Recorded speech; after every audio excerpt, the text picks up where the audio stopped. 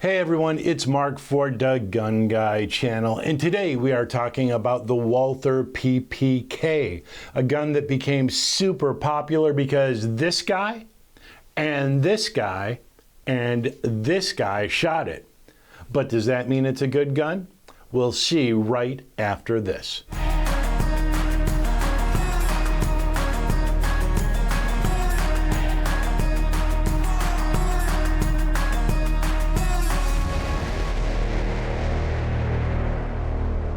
Hey, it's Mark again, and today we are going to talk about the PPK, which is one of the few iconic firearms that is still being manufactured over 90 years after its introduction, pretty much unchanged. That is a testament to the truly timeless design, the elegant style of this all-steel world-class handgun, and the fact that James Bond uses this gun in almost every movie ever made. So ironically, even though this is the gun most associated with Bond, the PPK, it was not Bond's first choice. Originally, Ian Fleming armed Bond with the Beretta 418, which was chambered in 25 ACP, which was the gun he used in the novels, not the movies, the novels, Casino Royale, which came out in 1953, and From Russia with Love, which was written in 1957. Now, in the novel, the Beretta had a problem and almost cost Bond his life. So then in the 1958 novel, Dr. No, which movie came out in 1968, Fleming would have Q replace the ladies' gun, which is what he called the Beretta, with the Walther PPK, and that was done in the movie. Walther PPK, 7.65 mil with a delivery like a brick through a plate glass window. And has been Bond's go-to gun ever since, with the possible exception of the P99, which we'll talk about in a different video. Anyhow, if you have been enjoying our videos, before we get into more about the Walther PPK, please hit the thumbs up, subscribe, drop a comment. It is a totally free way to support our channel, and it helps us keep bringing you content. As always, I've added chapter markers to this video so you can skip to the part that interests you the most. But if not, let's talk PPK, Walther PPK. So the Walther Company traces its roots to 1886 when Karl Walther opened a shop in Zella-Mehlis, Germany. Initially focusing on hunting and target rifles, the firm pivoted towards pistols in the early 1900s as European demand for concealable self-defense arms grew. Early semi-automatics like Walther's models 1 through 9 built credibility in the civilian market. The true revolution came in 1929 with the Walther PP, or police pistol, the world's first commercially successful double-action, single-action, semi-auto pistol. It introduced innovations that influenced handguns for decades and even still today. The double-action, single-action trigger system for safe chamber carrying, slide-mounted safety decockers, and the loaded chamber indicator. Walther quickly realized that there was also a market for an even smaller version. A pistol detectives, civilians, and military officers could carry discreetly. That vision would become the PPK in 1931, the Police Pistol Criminal Model, or PPK. Now, a lot of people think that the K stands for curse, which is short, which is another way to refer to the .380 round, 9mm curse in Germany, but it's not. It stands for criminal or the detective model. It was a compact derivative of the PP brand. The chamberings range from 22 long rifle to 25 ACP, 32 ACP, which was by far the most popular caliber in Europe pre-World War II, and the 380 ACP, which was offered alongside the others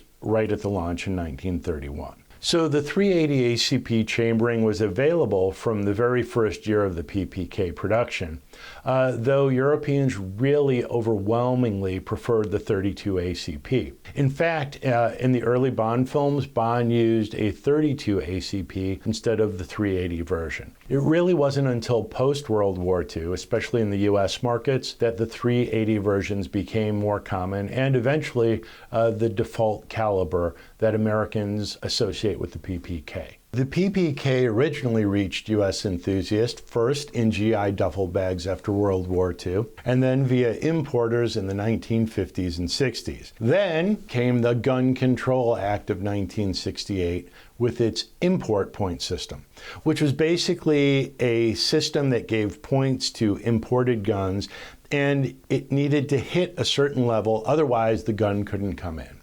So the PPK was too small to import. Walther's fix was elegant. He mated the longer PP frame to the PPK slide barrel to make the PPKS, which stands for Sport.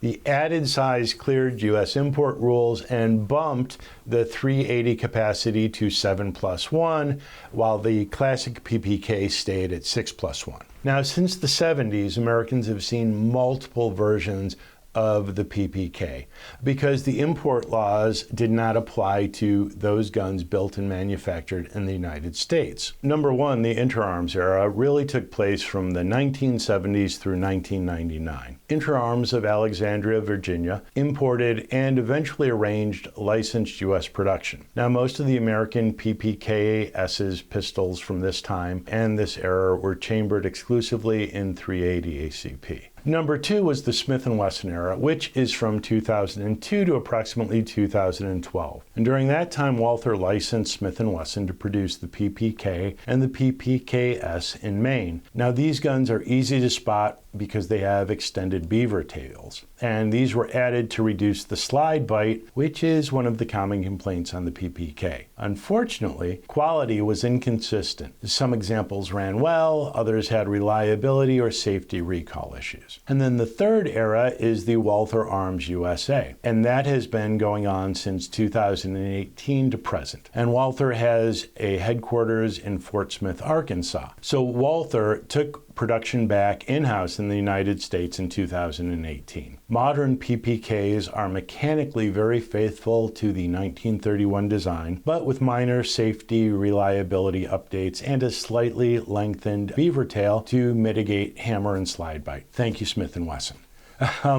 This gun is pretty much unchanged and still popular, and the real reason is James Bond, okay? No single marketing campaign, planned or accidental, has ever elevated a firearm like the PPK's role in the James Bond movies. Over the next decades, every Bond actor from Sean Connery to Daniel Craig was at one point pictured with a PPK. Its small size, sleek profile, and European origins fit the character perfectly. Even today in posters and promotional art, the silhouette of the PPK instantly signals 007. So let's go beyond the silhouette of the PPK and take a look at what Walther gives you in the box. So let's see what's in the beautiful, beautiful box that Walther gives you with this gun. And make no mistake about it, this gun is expensive, but honestly, the presentation is part of it. It's kind of the difference that you would expect between when you buy a Mercedes and a Pinto.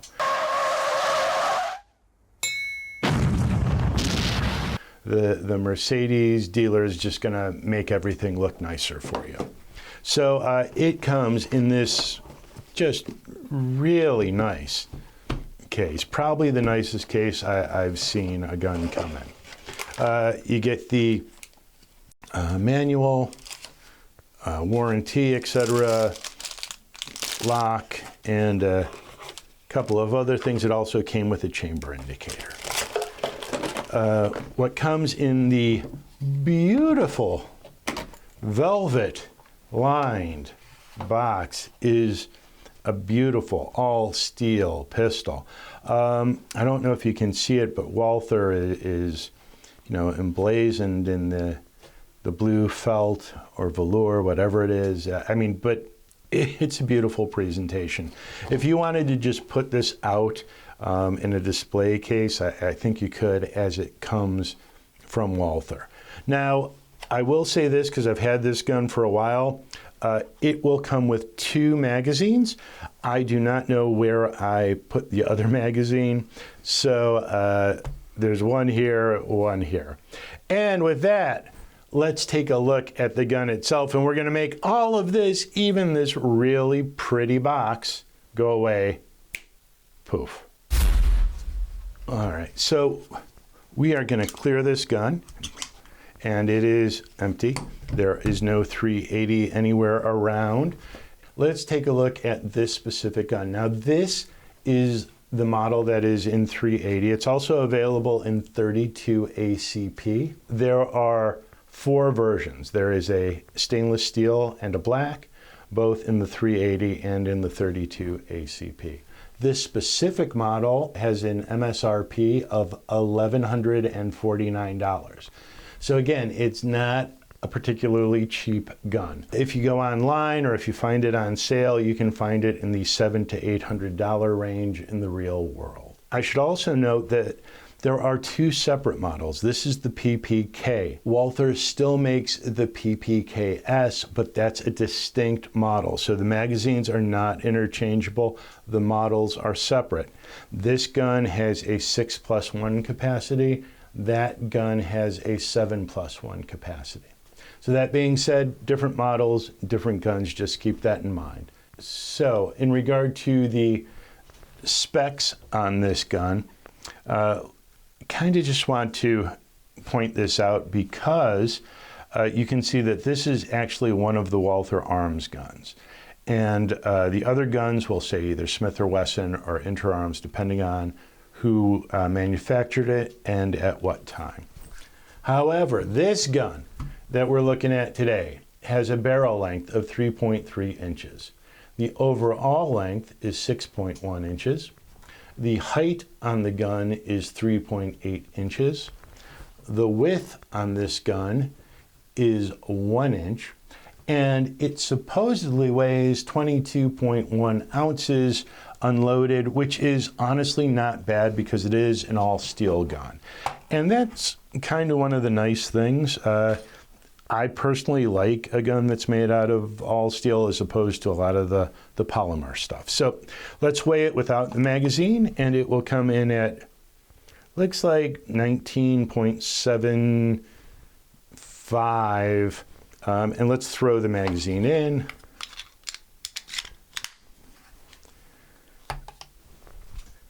And 21.5 ounces. So pretty close to what the specs say. The design on this specific gun is a blowback, and that's one of the older designs for a semi-automatic pistol. It is a double action, single action, and what that means is that the trigger, when in the forward, or I'm sorry, when the hammer is in the forward position, you can pull the trigger and it will cock and fire. Which it does apparently very quickly. Single action is when the hammer is back. You get a nice crisp single action trigger. The poundage on that is supposed to be 13.4 pounds for the double action and 6.1 for the single. Honestly, it feels a lot less than that, so let's give it a test. We'll do double action first.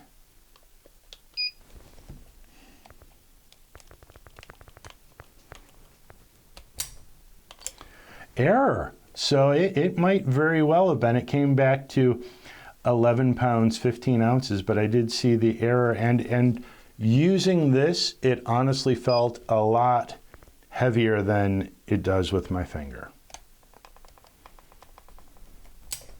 Yep, over. So this particular trigger gauge has a limit to it. And it is going over the limit, which is bringing it back down to the 11. So I am going to say Walther did not lie to us.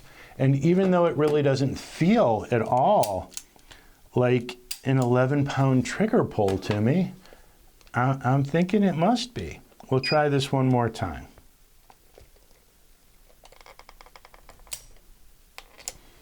Uh, 11 pounds, 15 ounces.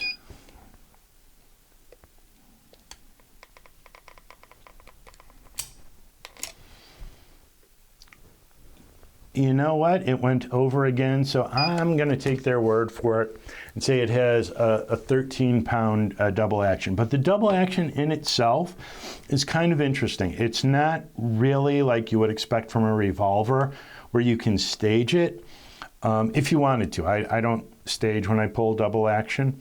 I like to pull through completely, but you could, well, I guess you can stage it, but you have to do it really carefully.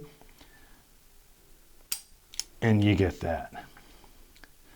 So it's a very tight double action. The single action follow-up shots, let's take a look at those.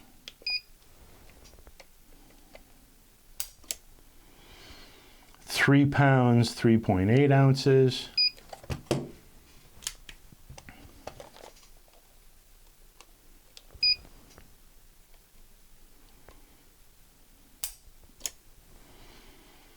£4, 0.9 ounces.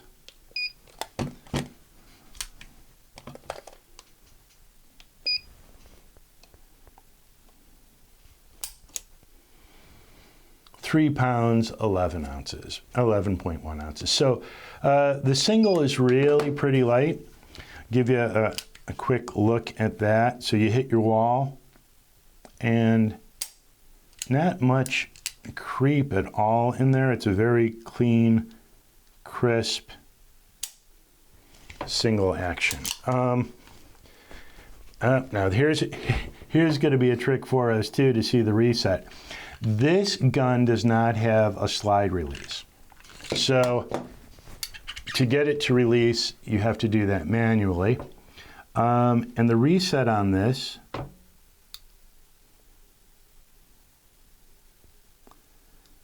it's right there, but it's not audible. So we'll do that again. Oh, they're very light, but you can't really feel it. So the reset's pretty short, not terribly audible.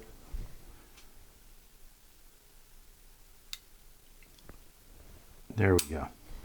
All right, so the reset on this gun is actually pretty nice. And I've never done that before, so I didn't actually ever notice that. In regard to the rest of the gun, we already talked about the fact that there's no slide release on this. But if you look at the sights, we'll start at the top of the gun, the serration pattern is just kind of beautiful and hypnotic.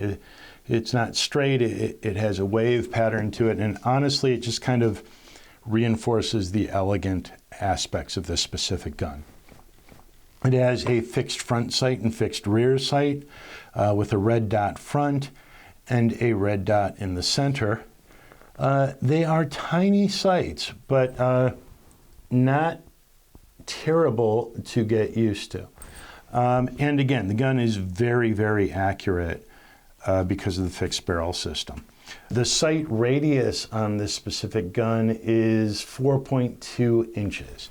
Now, the hammer, because it is a double single action, it can be carried in double action. If you want to cock it to put it into single, it is actually very easy to do that. The serrations on the hammer are nice. You can get a good grip on it with either thumb. This gun has a decocker safety, which means it will not only decock the hammer when it's back, but it will go into safe.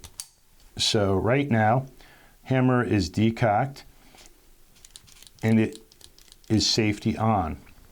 You can carry it like this, or quite frankly, you can carry it with the safety off, and you still have that really long, very heavy initial double action pull, very similar to a revolver. It's a very safe way to carry.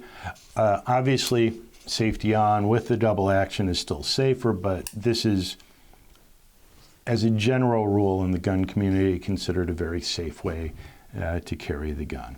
The magazine release is a little bit difficult to get to without changing your hand grip. So the ergonomics on this gun, even though it is a classic, are a little bit difficult.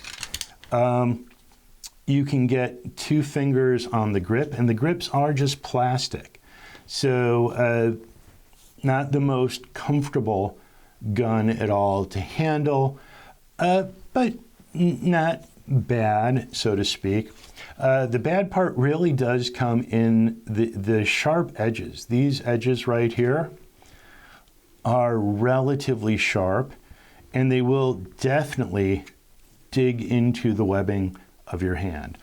Now, the PPK is sort of notoriously known for both hammer bite and slide bite. Smith extended the beaver tail and the tang to kind of cover that so that you don't have to worry about that so much, and Walther incorporated that into the current design. It does not help with the sharp edges here, though. It also doesn't help with slide bite. So in regard to slide bite, with this specific gun, I do what I call a modified reverse cowboy or reverse revolver, because when I shoot a revolver, I have my thumb over the back so that I can operate the hammer. Well, obviously you don't want to do that because you would lose a digit with this specific gun. But what I do is I bring my hand over to reinforce the strength there. And what that does is get my hand, my big old fat hand, out of the way of the slide. And then my thumb will ride beneath the slide on this gun. And I've had a lot of success with this type of grip with this gun in avoiding getting my hand tore up. Now, one of the other nice features on this specific gun is that is a chamber indicator. So when there is a round in the chamber, that will pop out a little bit and you can see. And honestly, it's one of the more obvious chamber indicators that I have ever seen on a gun. The gun also tends to be one of the easiest guns to take down. So we'll do that real quick. I'm not going to clean it, but just at least show you how to do it. I take the hammer, I cock it back. This, the trigger guard just comes out, and you can actually put it to the side if you want. I don't like to do that because I'm clumsy. So I take a card, something, and I just put that right there to hold it, right? You then just slide this back, and it comes right up, and as you can see, it looks like we need to clean this gun because we had this gun out at the range, and that seems to be a good segue. So why don't we take a look at how this gun performed out at the range and why it got this dirty.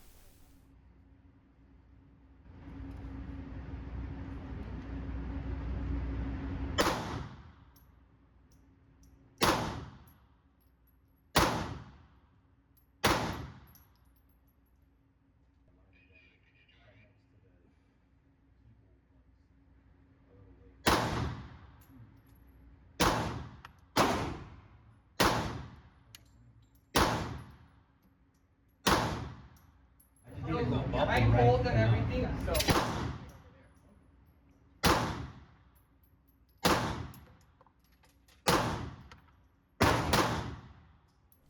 So my final thoughts on the Walther PPK. I really do like this gun. It shot well for me this time out on the range. It's very accurate, as a lot of fixed barrel pistols will be.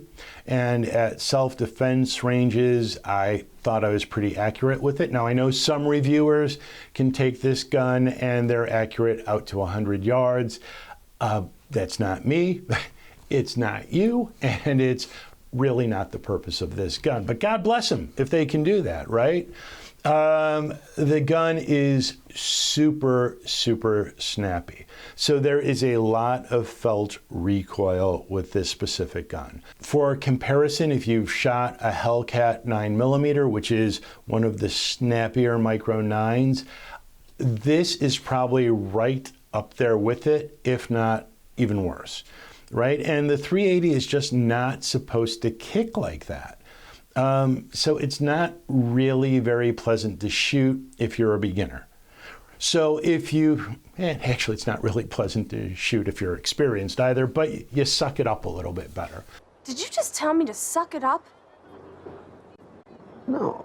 But anyhow, if you're buying this gun because you're a beginner and you want to carry it or you want to learn on it, and you go, well, it's good enough for James Bond, it should be good enough for me, that is a way to go. But realistically, a gun that's 90 years old and using 90-year-old technology, there are better guns out there for beginners to learn on and to carry that are chambered in 380.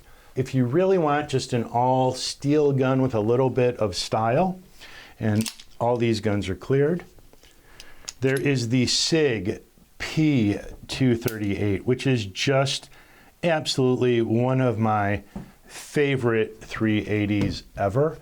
The only downside to this specific gun, honestly, is if you want to carry it ready to shoot, you need to carry it locked and loaded, which some people are very uncomfortable with, particularly if you're a beginner. But this is just a beautiful gun, great sights. It shoots so much softer than this that if you shot these back to back, you may not even notice that you're shooting a gun if you shot this first. And that's kind of true with a lot of the guns that we're going to be showing you. But the P238 is definitely a good gun. It's all steel, same capacity. Now, if you want a gun that has a better capacity and also much smaller, lighter, and easier to carry, you could go with the Smith Bodyguard 2.0. This has 10 rounds as opposed to the 6+1, so you can carry 10+1. With the extended magazine, you have 12+1. And again, honestly, a superior shooting experience, a lot more pleasant shooting experience, a lot more modern technology in this specific gun, right? Even this, which is kind of a mini 1911, seems to have more modern technology built into it than the PPK. Also, let's say that you still really love the silhouette of the PPK. You could go with the Bersa 380cc. This has 8+1 capacity. It is a lot lighter to shoot. It does not have the sharp edges that the PPK has. It is a blowback design like the PPK, so not necessarily going to be as pleasant to shoot as these other guns, but it will be more pleasant than the PPK with greater capacity and less cost. And then finally, if you just want an amazing 380, which is probably my favorite 380 to carry and to shoot, you have the P365-380. It is just an amazing gun. It's light, it has capacity, it has a safety, so it's very beginner carry user friendly. You can tell how beat up this gun is, that I carry this gun a lot. I love it, and literally I did shoot this gun after I shot this gun off camera just to see what it would feel like, and the difference was amazing. After you shoot this and I shot this, this almost felt like I was shooting a .22 long rifles. That's how comfortable this gun is. The ergonomics on it are just far superior. But none of those guns are the guns that James Bond used, right? So there is just a cool factor and an iconic factor that you really can't get past. And if that's the reason that you're buying the PPK, which honestly is kind of the reason I bought it, or if you're a collector, then the PPK is an amazing 380 ACP to own and to buy. So 93 years later, it's still here, it's still gonna be here, and it's still a great gun. Let me know what your thoughts are on the Walther PPK. Do you like it? Do you carry one? Do you own one? Did you buy one and think that, oh my God, my hand hurts? Drop a comment. See you next time on the Gun Guy channel.